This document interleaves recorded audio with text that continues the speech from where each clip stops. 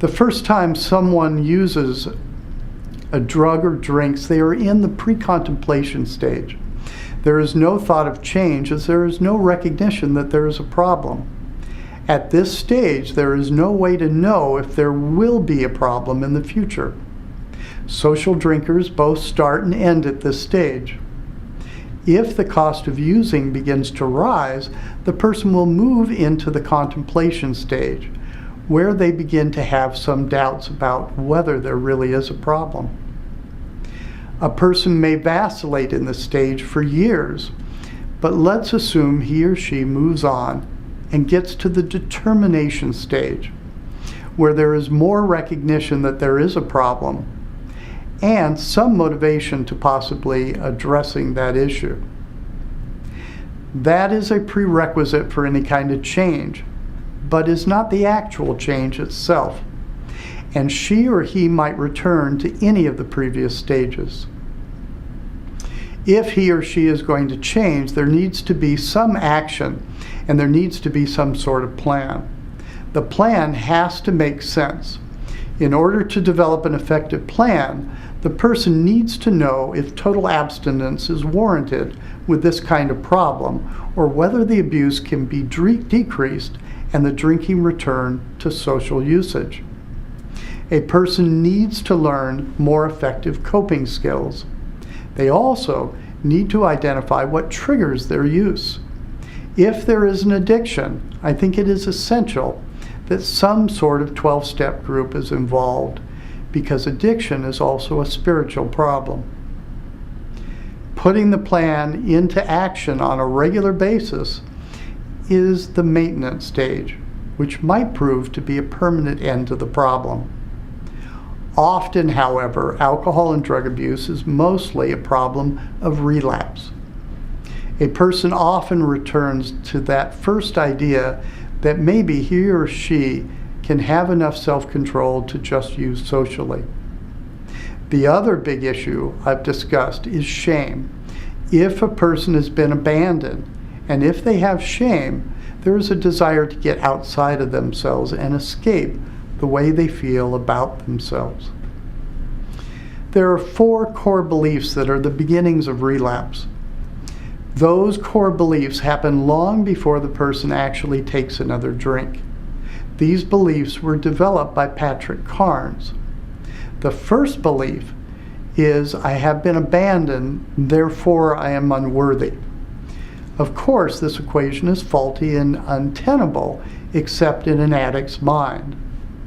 The second core belief is, I have been unloved, therefore I am unlovable. The addict notes the reality of not being loved by a particular person and generalizes it, making it about permanence and personhood. There are many reasons not to be loved other than not being lovable. The third core belief is, my needs have not been met, and therefore they will never be met.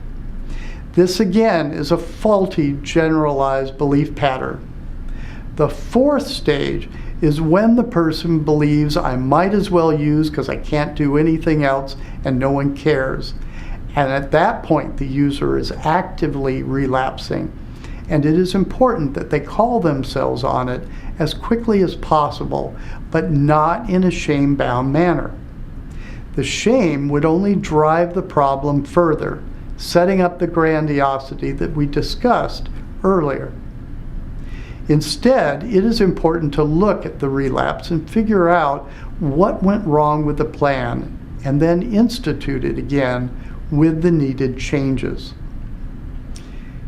Usually, what is wrong with the plan is that some aspect of homeostasis has been allowed to lapse. Newton's law has not been honored because for a person to be balanced, a number of needs have to be addressed. The first is the need to take care of an individual's physical reality. It is critical to eat well, take vitamins, exercise, and get enough sleep on a daily basis. The physical realm is important to overall health and will tend to keep a person in balance. The mental aspect of the wheel involves learning new things and stimulating the mind. Both the left and the right brain need continual exercise. A large part of why people tend to use drugs and alcohol is that the left brain thinks as a computer, and the right brain is more holistic and artistic. Drugs work mostly on the right side of the brain. We are a very left brain centered society, so we quickly access our right brain by drinking or drugs in an attempt to regain the balance of overusing the left. Instead, this balance could be reestablished in much more constructive ways like art or music. In a real sense, if a person is not growing, they are dying. The social aspect is important too. It is essential for a person to be on their own and individuated and mature, but we are social animals. A person will feel and perform better when they feel connected to others. If a person doesn't have supportive friends, a lover, or family, they are at risk for relapse as there is not a sense of community. There is also a spiritual component to balance as well. It is important for a person to have some sense of where they are in the world and some sense of meaning. That might be found in traditional religion or not, but it is important to have some kind of connection.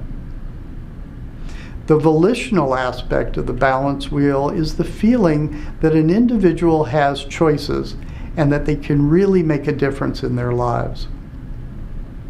The most important part of the wheel, in my estimation, is the emotional realm. I think more than any other reason, people abuse alcohol and drugs because they don't know how to take care of their emotions, and they are ineptly battling the feelings of shame. If a person lowers shame and increases individuality, learns to express how they feel and connects with other people, looks at life in a holistic and balanced sort of way, there is less need for addictions.